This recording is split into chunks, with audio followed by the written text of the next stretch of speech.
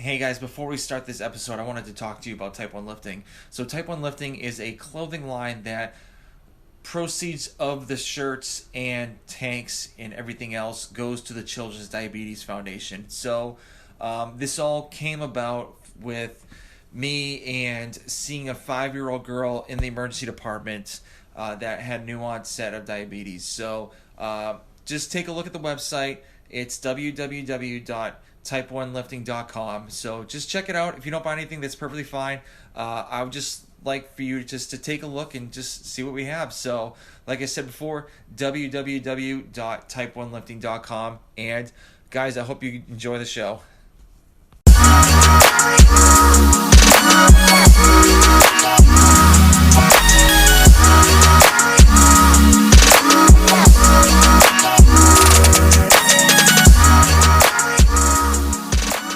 Hi guys, welcome to another episode of the Type 1 Lifting Podcast.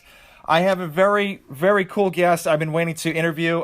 He is the CEO of the Morning Chalk Up, Justin LoFranco. How are you doing? You know what? I'm doing really good. It's a beautiful day here in Southern California. You can't ask for much better. While everyone's suffering under the weight of snow, we're sunshine, blue skies, and soon to be shirtless once I get over to the CrossFit gym. Nice. And go for a workout. So very cool. Not bad. Yeah. It's actually gotten warmer here. It's like 64 degrees down in Atlanta. So I was like, I want to like just drop the pants and just put the shorts on and just go outside for a little bit. So Nice. So before you even started Morning Chalk Up, you were in politics. So how did that come about? It's odd story. I mean, it's interesting. You take a career from politics and turn that into media, especially media for CrossFit, right? Yeah. Not there. I usually go politics like mainstream media on television or something like that. I wasn't cool enough for that, so I went to CrossFit. I was working on a presidential campaign in Madison, Wisconsin, doing digital for the governor of Wisconsin running for president. And, he lost like all the other 15 candidates did that year. And I kind of, took a little sabbatical overseas, and I hadn't had much of a vacation in the better part of a decade. And I just was like really thinking about it and taking my time and deciding if I wanted to hop on another campaign or return to DC and go back to Congress or something like that. And I just decided that I wanted to kind of explore my talents and take them to other areas and take it to a new industry. I was already an avid CrossFitter. Mm-hmm. I bought some equipment from Rogue and I had it shipped to the campaign headquarters. So Yeah. Late at night, I could do workouts in the garage. So I packed everything up, moved to California, moved in with my parents. Every 29-year-old's dream is moving back home with mom and dad. Started kind of messing around on the internet, figuring out kind of where I was going to go from there, and stumbled upon this idea for the Morning Chalk Up. And I thought, hey, you know what? I think this is kind of cool. I want to give it a shot. I want to test it out there, and committed to doing it for months. Again, I don't know if I put an exact date on it, but said, it's going to take minimum 3 or 4 months to try this out. Yeah. And started putting it together, and I found out that I really loved it, and I wanted to keep it going. And I was having so much fun doing it that the fact that I wasn't making any money at all whatsoever was not a deterrent. Yeah. So that was almost exactly 5 years ago. Nice. And that's the benefit of living with your parents. So if you're not making that much money, you still have like you're rent free and you don't have to pay for food. Oh, so rent free. It was the only way. It's the only way we would have made it here. Yeah. To be totally frank. Yeah. No, I hear you. So do you ever miss the politics, getting back into politics or anything like that, or? Sometimes, sure. Like I like the process. I like process politics. I was a student of Congress and I spent a lot of time working there and, working through the legislative process. I liked it a lot. I thought it was super cool. I liked it better than actually being on campaigns. I liked the actual government work. And yeah, there are times when I missed it. I have a lot of friends that live in DC. I keep very close touch with them. I go visit them regularly. Pre-COVID, I used to go 2 or 3 times a year back to the nation's capital and, go visit my friends that are working in these very parts of the government and stuff. Mm-hmm. And yeah, I still love it, but I am so happy with the choice that I've made to get out of it. It was the right time for me.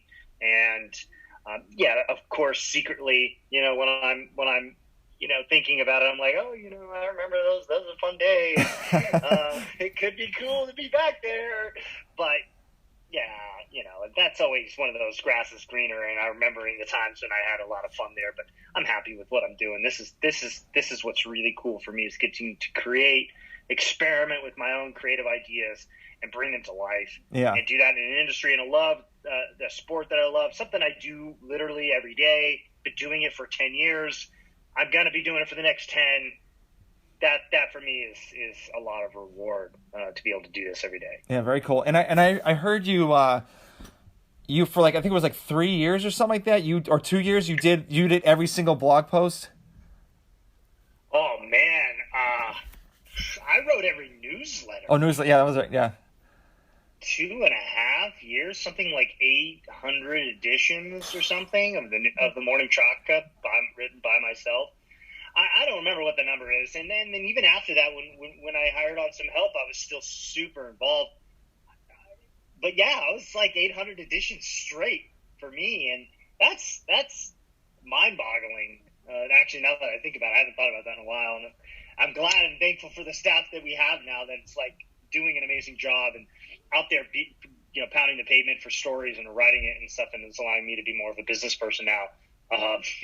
Yeah, I liked it. I had fun, but yeah, I didn't get much. I didn't get much more than a week off every year for writing that. That's crazy. A week off between Christmas and New Year's. We still do. We still don't publish that week. Yeah, even today. That's crazy. I mean, I can't imagine like the times you had writer's block for like a hot minute, and then like just trying to like throw something out there just so people can read something. I think, kind of like the way a tenured professor of something who's been teaching it for like 10 years or something feels with their students, and as I feel with the writing staff. I'm like, guys, like, this is not that hard, but I because I've now been relying on them for so long that I forget how hard it really is to put all of that energy, that creative energy and that thought energy over and over and over again. I got really good at it back then, but I haven't been doing that as a daily thing by myself for probably 2.5 years now. So I've forgotten. These guys are probably like, Justin, you're crazy. This is not that easy. I'm like, it's take you 15 minutes. You'd be done. And I'm probably blowing away out of proportion. So I'm sorry if any of you have received that feedback and you're listening to this. I recognize that it probably was not the case when I was writing. Yeah, you don't want to see me writing. It's so bad. Like, I have a learning disability and it's reading comprehension, so it's like my writing, it's the way I talk. And my wife, every time I do like an Instagram post or like do a blog post, it's like my wife looks at it and says, "Oh my God!" Like word salad. Yeah, it's she's like, you can't print this. Yeah. It's like, and so I've been trying to work on it, but it's like so hard because it's look, I'll be frank. I was not a great writer when I started Morning Chalk Up. I was an okay writer, and I had a lot of experience writing professionally, but different types of writing. Mm-hmm. It's a skill like anything, and it takes time and patience and willingness to mess up a lot. Just think of it like a power clean. First time you had a barbell, looked kind of ugly. Yep, okay. I totally agree. So, when you do interviews with CrossFit athletes, do you ever get like starstruck or like, because I mean, there's been times I've done my podcast and interview people and be like, holy cow, this guy said yes, you do it my podcast. Do you ever get that at all, or? Well, yes and no, not a ton. And I'll tell you, I kind of got the starstruckness when I spent it working in the public sector. Yeah. So, I mean, I'm going over to the governor's house, to talk about campaign strategy, or, I'm in the Senate or I'm in the House or, I'm in the White House. And we kind of start getting more used to that in a higher profile playing field. At the beginning when I was doing that, it was a lot more like, oh, whoa, like there's the Speaker of the House right there. That's, wow. Yeah. And that's totally, but after a time, you get so much more used to it. And this is a similar vein in the similar area. And that's one of the things that I think has helped me become more successful is that I entered into a new industry, but from an industry where I was exposed to similar higher profile things, and allowed me to just kind of seamlessly transition into something and play you're used to playing Major League Baseball in the comms world and politics. So, I came over here. I was like, the pace was a lot slower. So I was like, oh, okay, cool. Well, yeah, I mean, and I can keep up with this. Cool. We're good. Let's rock and roll. Let's just like any other interview and any other thing. Just humans. Just flesh. Yeah, true. I mean, that's what I realized after I start talking to them. They're like just normal people, just doing different things that I do, or very cool. So, when you talk to the athletes, like, how do you get them to kind of like open up to you during an interview? That's a tough one. Everyone's different. Every subject is super different. Some are naturally like really chatty. Some will like just like Vellner. You get Vellner Fikowski on a roll, and you don't need to do anything. Like your job is done. Like the only thing you need to do is get him to say yes and to show up. And after that, it's done. I remember the first time I met Vellner at Wadapalooza, like, I don't know, 3 or 4 years ago, something like that. Probably 3, maybe 4. And I was with Matt O'Keefe, a mutual friend of ours. And I was like, he's like, dude, you got to go meet this guy, Patrick. Like, I already knew who he was, but he's like, he's going places. Like, he's going to be doing amazing stuff. Like, the star's really up. And he'd already done really well at the games, his rookie year. I think he got second that year. Third. Yep. No, he got third. I got third, yeah. Ben was second. Ben was... No, wasn't it? Ben was first, and I think Matt was second. Yeah. And Vellner was third. So, and then Fikowski was fourth. Yeah. By a hair. And so I just started talking. We sat there for like an hour, like right by the ocean, hanging out. And I was like, I've never had this much time in front of a games athlete before, because usually they're super brief, and he's just chatting away, having a good old time. We're just hanging out. And he's easy. And there's a lot of athletes that are like that. What I've noticed now, though, is that we used to be sort of like a real fringe kind of publication, fringe in the sense of like no one had heard of us. Yeah. The people that had heard of us were just regular, everyday CrossFitters and some other people in the media machine world. So like people at other CrossFit outlets, CrossFit media style outlets, and then CrossFit HQ and stuff. But then the athletes had never heard of us. They were just like, and the athletes hadn't heard of anybody else outside of CrossFit HQ's media staff. So I'd walk up to the athlete, like, hey, I'm from Morning Chalk Up. And they're like, okay. What is that?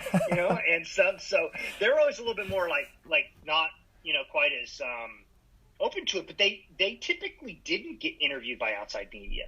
It's really uncommon, unless you won the games that year, or you placed really, really well and you were from a foreign country who recognized your accomplishment in this international sport. You didn't get interviewed by anybody except for CrossFit. Mm-hmm.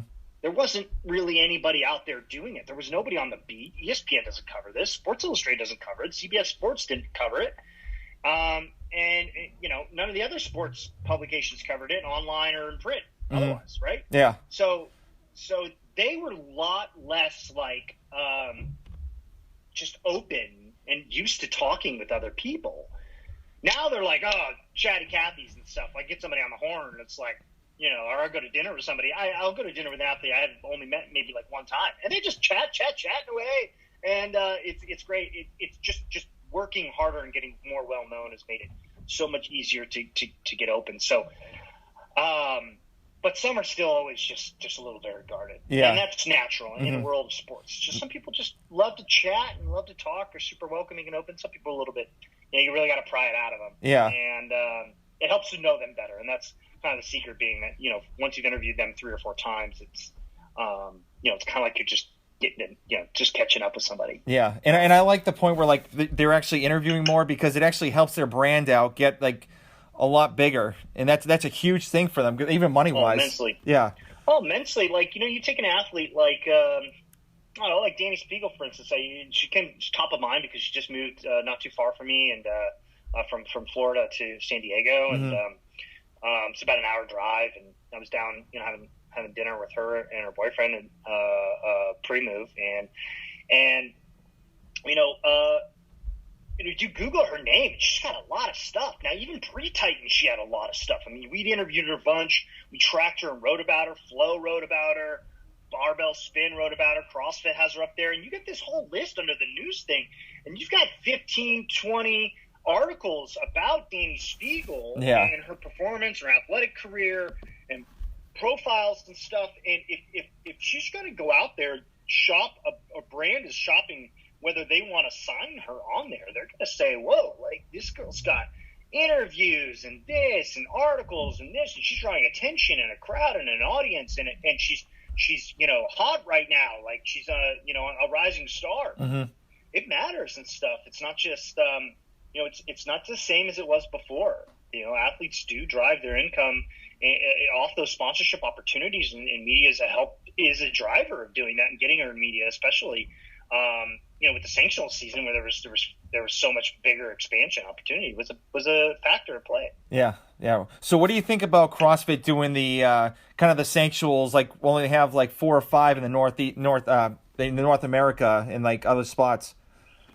Yeah, it's effectively it's regionals. Yeah, it's pretty much regional formats. I guess technically they're separating as continents, so I guess maybe we're calling them continentals, but they're called semifinals. Yeah, that's the stage. So open being your prelims and quarterfinals, semifinals, and then the CrossFit Games and stuff.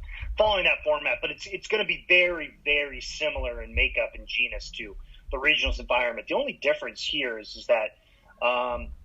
Not the only. I mean, a big difference is that each event is going to be programming their own workouts, vetting those workouts with CrossFit instead of CrossFit programming all the same workouts and having all the same workouts at each one of those competitions. Yeah. There's going to be some variety here. But it is very similar in the fact that you only go to 1, you can't pick 2, you can't go to 3, you're not going to do a world tour, you're sticking in your continent, so North America. I don't not like it, but I don't love it. I don't love it because I don't think that I don't think the sanctional system was bad. I think it needed some tweaking. But the fact that athletes could travel around the globe being ambassadors for CrossFit, bringing the biggest stars to different playing fields, there's a bigger opportunity for making money, bigger opportunity to represent your brand as an athlete. If you're sponsored by a brand, you're taking that brand to one competition to the next with live stream opportunities in each one of those marketplaces. I like that system. I thought that was a good system. It got too big. 28 was way too big. Yeah. Too many athletes. There could have been a better way of structuring that. But this is the system they chose, and I think it can work out just fine. I don't love it as much as I liked the direction sanctionals was moving, but and the only real criticism, there are 2 real criticisms I have for the new season. One is the payout opportunities. If you can't go to multiple events, you don't have as much opportunity to make money. Yeah. If you win your one event and that one event has a good prize purse, then great. If the prize purses aren't uniform, well, you might have picked a bad event. I don't know. Maybe your payout's only $10,000, and but somebody else is just 50. Well, that kind of sucks. Yeah.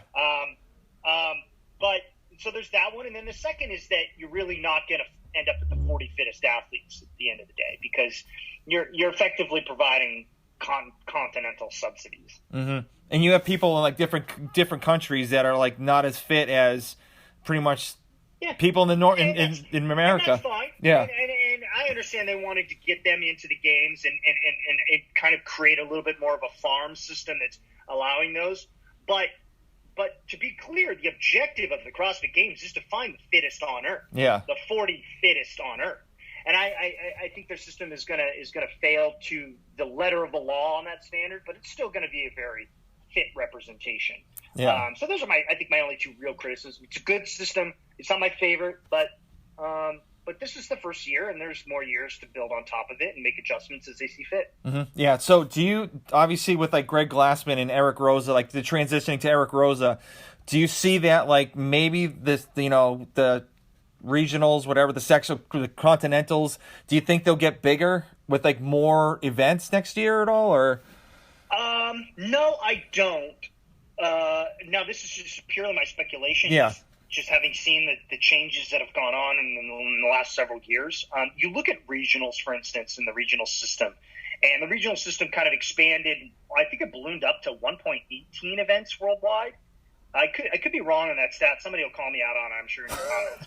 But 18, and then it dropped down to I think like 13, and then it went down to like 10 or 9. And,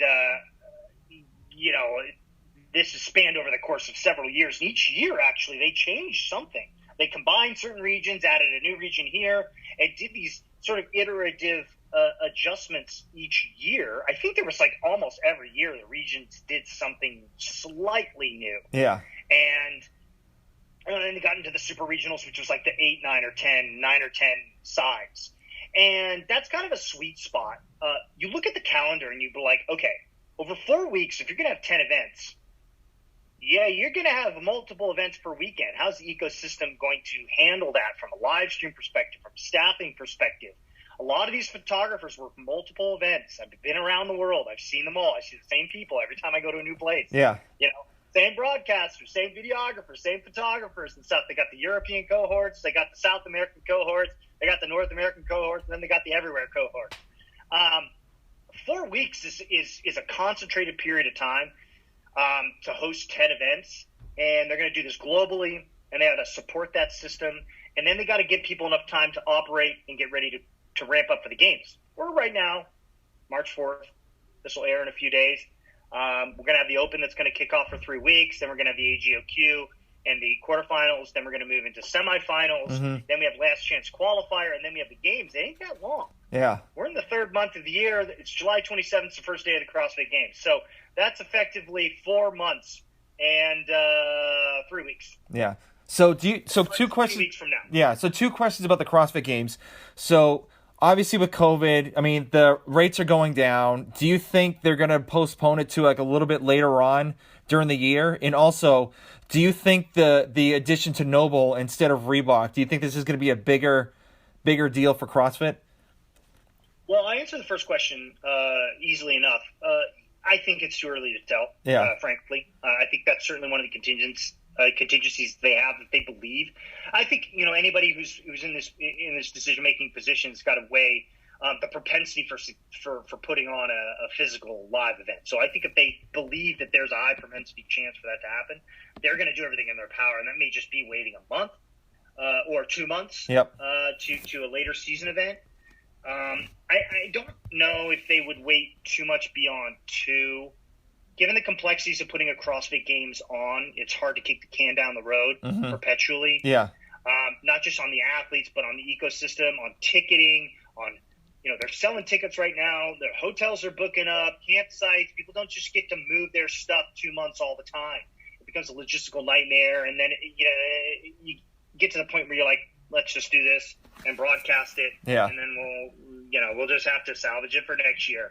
I think if there's a high propensity chance that they'll do it, there's probably a drop dead date where they say, well, we'll give ourselves up to 60 calendar days to move it.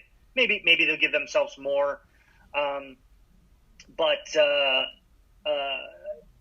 If they can put it on, I think they will. Yeah. And they'll do what they can to do it. But if they can't, then they obviously can do an in-person competition in one of these, states where they're more open and bring the limited group of athletes. Even at 40 athletes, I'm sure that now or by then they'll be able to do that without spectators, without an issue, and pick an appropriate location for doing that. Again, it could also be in Madison. And they just don't do it with fans. Yeah. So on your other question, which is about Noble, which is what do you mean by that? So obviously, like Reebok, they did it for 10 years, and it was like kind of helped the Reebok brand blow up, and it also kind of helped CrossFit expand too. And so obviously, Noble is a newer shoe company and clothing company, so they're trying to expand too. So I'm thinking with the addition of Noble, it's like a kind of like a home built brand because it was built in CrossFit, that it might help each other out and actually get CrossFit more well known to like the global gym people or whatnot.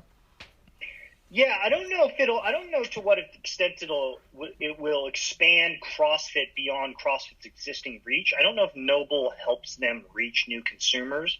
If I had to compare between CrossFit and Reebok's ability to reach a new consumer base, I think Reebok has a much better propensity to do that. Now, again, that's a kind of conjecture, and I'm just looking at that from a market cap standpoint. Mm-hmm. Reebok's significantly larger reach globally for sports and for fitness than Noble is. And as you said, Noble's a CrossFit endemic brand born out of CrossFit And so their reach is significantly lower. Now, so what does that mean, though? How does that play out? I think it could play out a lot of different ways. I think that they're going to have they're going to be very not cautious. They're going to be very interested in how this grows. Noble will be very interested in how this grows CrossFit specifically, because they are 80-90% of their business comes from inside of CrossFit. They have a vested personal, vested financial, vested economic interest in the growth of CrossFit and continuing to grow. So if they're making an investment in the sport, broadly speaking, then there's certainly they're going to be sort of stakeholders and caretakers of that, and want to see that succeed. That's going to be in their best benefit to do that. There's some things that are going to be interesting to find out later on. Number one is how does Noble expand their operation? Tommy Marquez wrote a really insightful piece about some questions.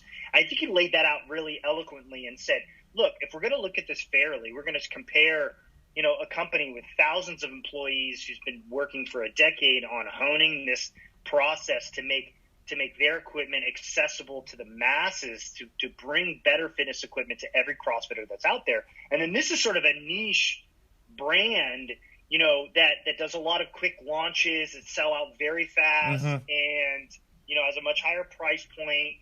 And how are they going to deliver that machine to fulfill the same type of experience that people are going to have there? I think that's going to be one of Noble's unique challenges to take on, to grow into. But it could translate to some very significant economic gains for them to begin to compete against Reebok and others, for a larger share of the marketplace.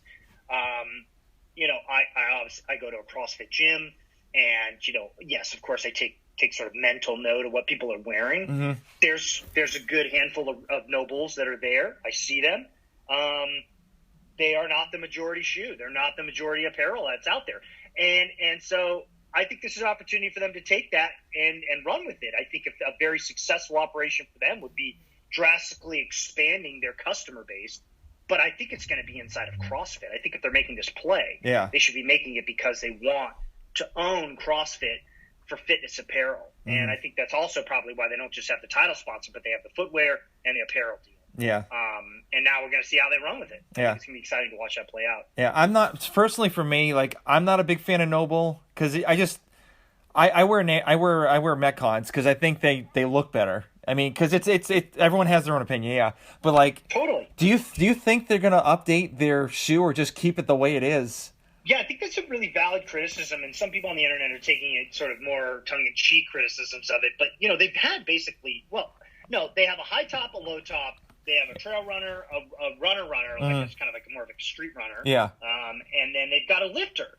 But Reebok has significantly invested in building new technology year over year over year over year over year.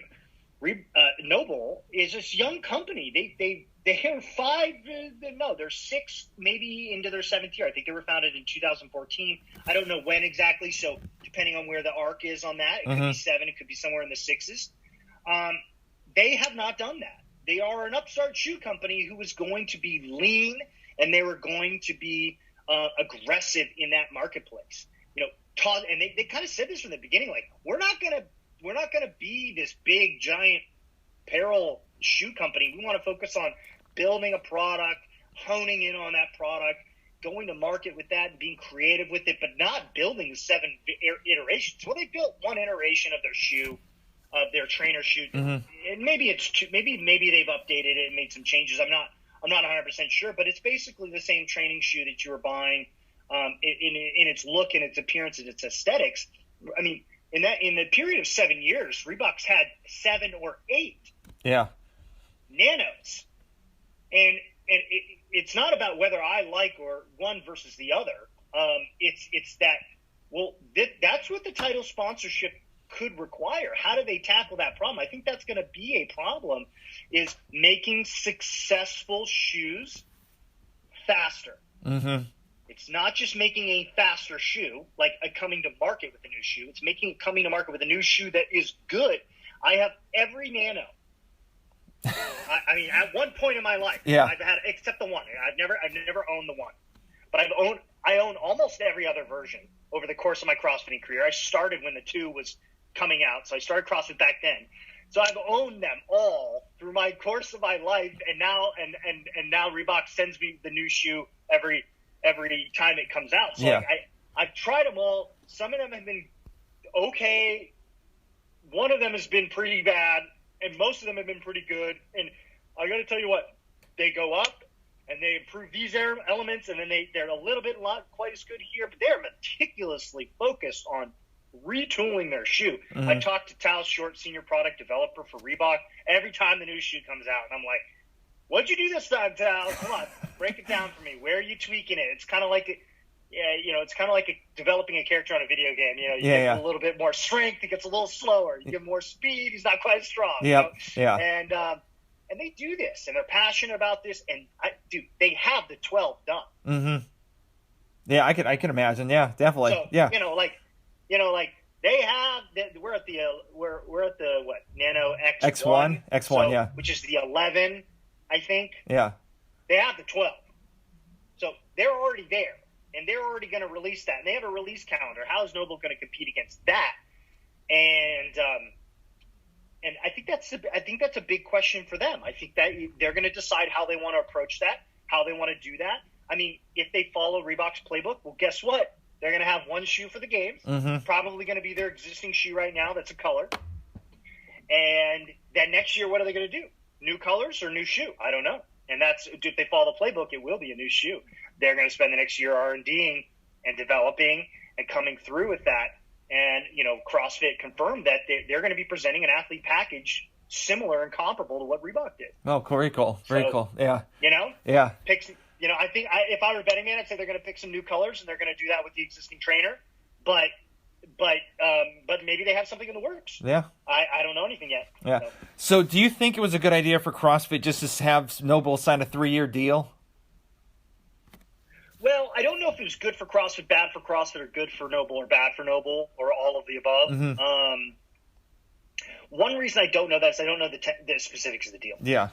What I do know, and what we reported, is an 8-figure deal over 3 years at minimum. With I think, and then they have the extension option. Mm-hmm. Beyond that, I don't know the specifics of how that plays out. I think 3 is a good amount of time. I liken it to their decision to go to Madison, Wisconsin.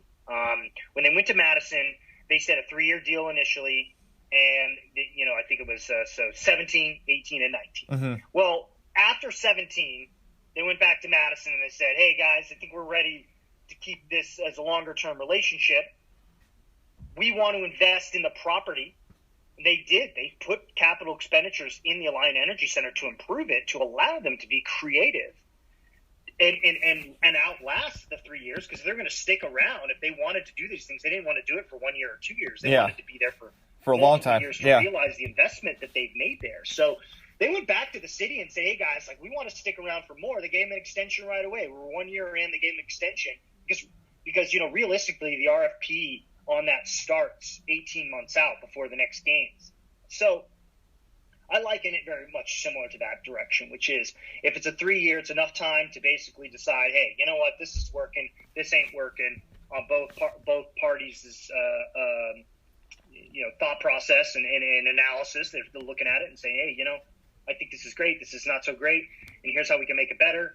And if it is great, I would not be shocked if they don't start discussing that within 12 to 14 months of the initial contract signing and saying, hey, we'd like to start discussing an extension to that. Mm-hmm. Because, right. Yeah. They want to make investments. If Noble's like, we want to make investments for 2 seasons from now, well, we don't want that to be our last one when we make that. So we want to sign this. We're going to do a 2-year extension. I'm sure there's something like that. So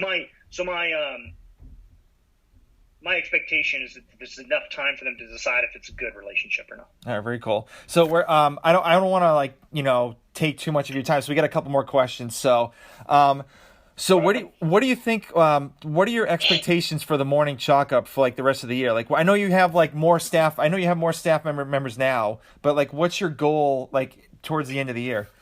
Well, I don't think there's any, from a stat perspective, there's no specific number. It's not about number. It's about what we're able to produce. Are we able to meet the demand that we have? We're always looking for new writers. We're looking for new writers all the time for two reasons. Number one, we want to invest in the professionalization of the written word for the sport of CrossFit. And we pay writers to write. We pay all of our writers, and we pay them as good as we can. We pay them better than a lot of other places on the internet would pay them. Because we want to support their craft and for them to become professionals and to explore this great thing called CrossFit, both from sports perspective and a community perspective. So we pay our writers, and we're always looking for new writers. We're on board new writers for a little while. Sometimes they're like, hey, that was a great 3, 4, 5 months, but I can't meet the demand. I want to do maybe only a guest post from time to time. Cool, great. We trained you up in our system. Go off in the world, be successful in what you're doing, or come back when you have time. That's fantastic. And for others, they've been around for a very long time, and we keep building them, and we build them. We want to build and hone our system with great, talented, really passionate people about CrossFit. So that number will never be fulfilled. There's always more news to be told, but at some point you're telling too much news, and there's like you gotta pare it down a little bit. So, but we're always hiring, so we're always looking for great, talented, passionate writers that want to do that want to focus in on the written word. And then it comes down to the other things. It's just, all right, now let's look at the business side of things. Where do we need to expand things? How are we not doing well? Is Justin a fundamental roadblock to expanding in this area? Do we need to hire somebody to help because he's standing in the way because he's too busy, with other things and stuff, which is not altogether uncommon. So I always sort of launch the new area when we go into something, and then if it's successful, I try and find somebody to help, make sure it stays successful with the vision that I've created and with the ideas that I have and all these other things. So that's kind of our expansion policy, which is we want to go into areas that provide a lot of value and interest for our readers. I mean, I'm looking at one right now, which is, this physical print copy of the Morning Chalk Up. It's a newspaper. It's a physical stinking newspaper. It smells like a newspaper. It's a commemorative edition for the 2020 CrossFit Games season. We spent a lot of time putting this together. It's a passion project for me. Something I thought was cool. In order to be successful, it needs a little bit more help and staff help. It's not like we're not doing this every day. We're not doing this every month. We're doing this as like a one-off each year kind of cool thing, but that's the example. And so we're going to expand in areas that we think add value to our readers, to our paying readers, to our advertisers. But I don't think that in 12 months, Morning Chalk will look too much different. I think that we're doubling and tripling down on the written word, telling stories through writing. We're not a big broadcast company, and we're not going to have a vlog because, ain't nobody want to watch like my life because it's not that cool. It'd be a lot of working and not that entertaining, and it's really not my cup of tea. Maybe we'll get into a podcast, maybe not. Ultimately, though, we want to service our customers. When we look at every reader, whether they're premium or not, is the customer, and we want to make sure we're doing what we told them we were going to do. We're going to inform them every day about the things that we think that are the most important things to know today, so that when you wake up, you've got 5 or 7 minutes of reading time, and you're going to be about as informed as we are. Yeah, very cool. Do that, and that's what you want. This is the place to do that in. So we're going to find ways to do that, and we're going to make sure that that's how we do it. So, we're not going to become, a big broadcast company because that doesn't help you do that. We're right here on your phone. 80% of our readers pick it up on the mobile device anyway. So we're right here. We're right there. We're going to be with you from the hours of, 6 a.m. to 6:15. That's our time. While you're sipping your morning brew, checking out the Morning Chalk Up. That's where we're going to invest our efforts and our resources. Very cool. So I know that you have, you're writing, you're doing YouTube and like other forms of content. So how do you able to manage, balancing, work-life balance, or just balancing hey, I got to get this done this time and I got to get this done here? I woke up at 3 this morning. Yep. And that's not the first time I've done that. Now, I didn't intentionally wake up at 3, but something was on my mind which made me wake up when I woke up and get up when I woke up. And I definitely inundated our internal Slack channel with a bunch of messages in absurdly early morning. And a lot of the staff is on the East Coast, so they were sort of pleasantly surprised to find more things on their mind at dawn than they expected. Mm-hmm. It's a busy time. It's busy. It takes hustle, man. You want to make good on the promise to inform people about what's going on the planet. Get ready. Yeah. Get ready. Very and cool. Just in CrossFit alone, I mean, a small microcosm of the general news cycle. Get ready. And that's what it takes to do that.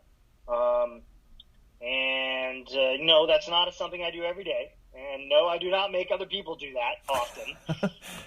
During big events, of course, it's all hands on deck kind of thing, and it's sleep is a luxury, not a necessity. But juggling, it's tough. I find that I'm at my most successful when I have a healthy mix of my own personal time and work time. I love what I do, and I think it's super fun. And I love marshaling the troops and finding a way to kind of navigate through a big story or a strategy or whatever we're doing. And I think that's fun. That's fun for me. But creative energy needs room to breathe. Mm-hmm. You can't force creative energy, and I'm a creative person, to come up with things like this newspaper. This ain't going to be done under deadline. This is what we do. We don't design newspapers. We need time for that. And so I find I'm at my best when I have enough breathing time. I'm sure my staff appreciates it when I have that breathing time because I leave them alone. Yeah. But balancing is tough. Balancing a startup is tough work. I think, and I harken back to a number of entrepreneurs who are much more successful than I am today, and then definitely than when I was back then. But 3 or 4 years ago, I was reading stories about folks like Dave Colino at O2 Natural Recovery Beverage, Nicole Bisciutti, the founder of the Chesty, Sean Pastuch, Active Life RX, Jason Khalifa, who's been a great friend and mentor over the years. And I read these posts and talking about this balance stuff, and I was like, I never really got it. I was like, balance? Like, who gives a damn? Like, let's just freaking do this. Yeah. And I now have a much healthier respect because back then I was only doing one thing. I produce a newsletter every day. That's it. And I think with one thing, maybe that's okay. But now we got a lot of things and a lot of considerations, a lot of balls in the air, and a lot of things we're trying to do and create and be a part of, and a lot more stories and a lot more volume, and then a whole bunch of business stuff. It just, takes up time. Yeah. And I've come to terms that they were a lot better at saying no, and that was a good lesson to learn over time. Just learning how to say no, not do certain things, and not go on a podcast when you don't have time. Stuff like that. I mean, as much as you want to, you have a responsibility to the people that are your customers and the people that are on your team, and you have to be there for both of them. And you can't always be at your best if you're not giving yourself enough room to breathe. And everybody is different, but that's how that works for me. Yeah, very cool, very cool. So, two more questions. So, do you have a favorite book that you like to read at all, or like to give as a gift? That's a great question. I should develop a book.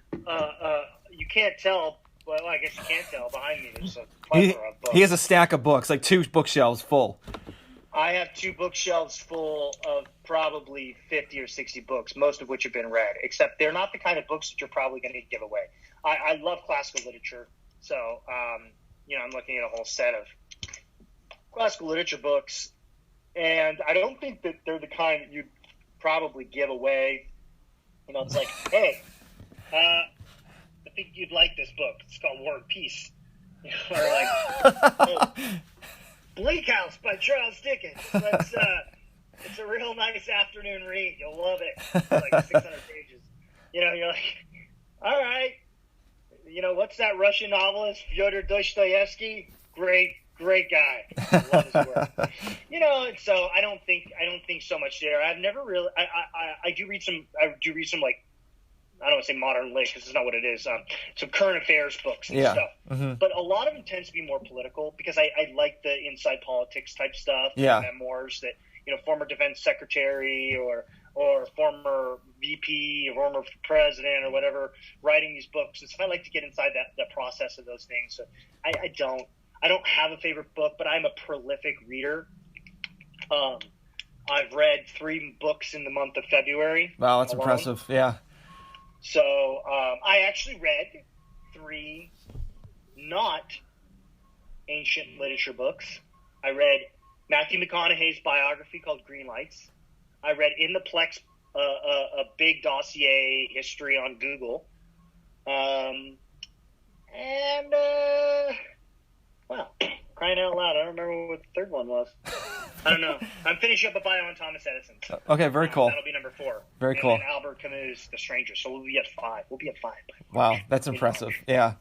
So we're on a roll here. Yeah, you are. So, I mean, I wish I had the chance. I wish I could do that. Just sit there and crank it. But my 2 kids are kind of keeping me away from reading. So it's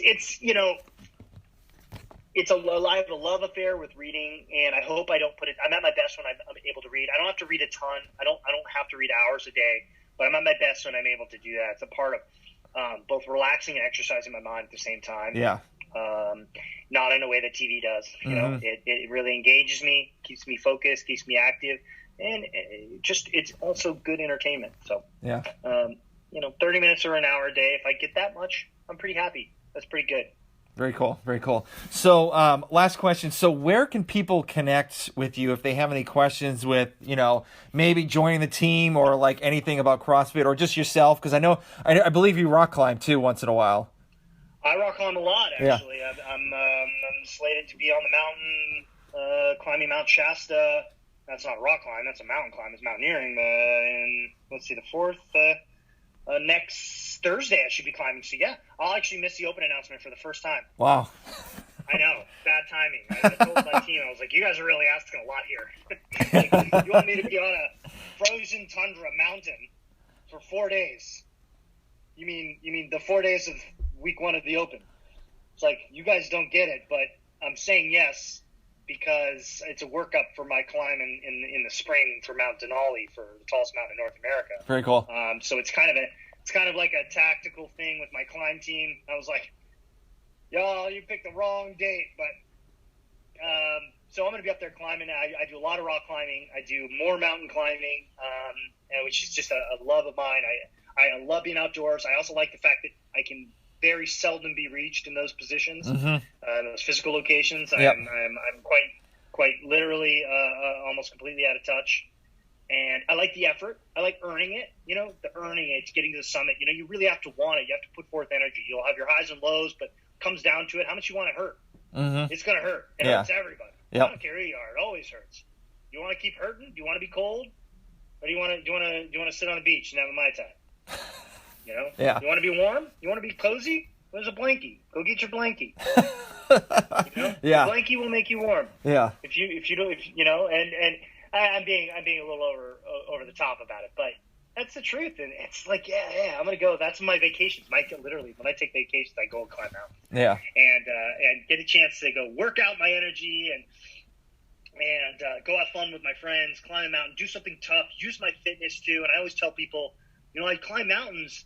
I do CrossFit. I do CrossFit now partially because it allows me to go climb mountains, which is cool. And I get to go see this rare sunrise or sunset, and nobody else is up here but me and my friends, and we're having fun. And guess what got me there? Freaking CrossFit got me there. Yeah.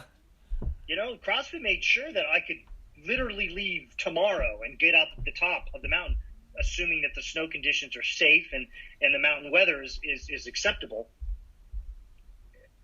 It's just a choice now. I've already done the fitness. I've done the preparation, and that's what's cool. So I do a lot of that. But if people want to look for me, they can follow me on Instagram, ChalkUpJLo.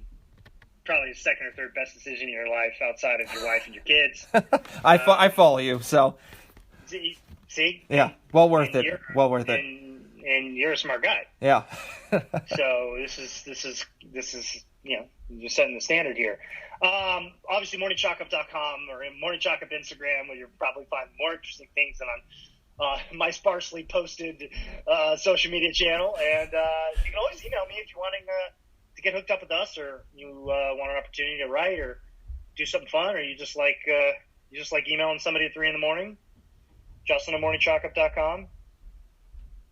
I'm always around. Very cool. Well, thank you very much for doing this. I really do appreciate, I know you're super busy and taking the time just to talk to me. I really thank you very much for doing that. No, thank you for having me on. It's always great. I'm encouraged by so many new media outlets and stuff that are coming out here and doing stuff and sharing their passion too, which is, which is why we're all here, whether it's a hobby or a job. We love this community, what it stands for. And, so thank you. I appreciate being a guest. Yeah, thank you very much. All right, well, thank you, and we'll talk later, okay? Absolutely. All right.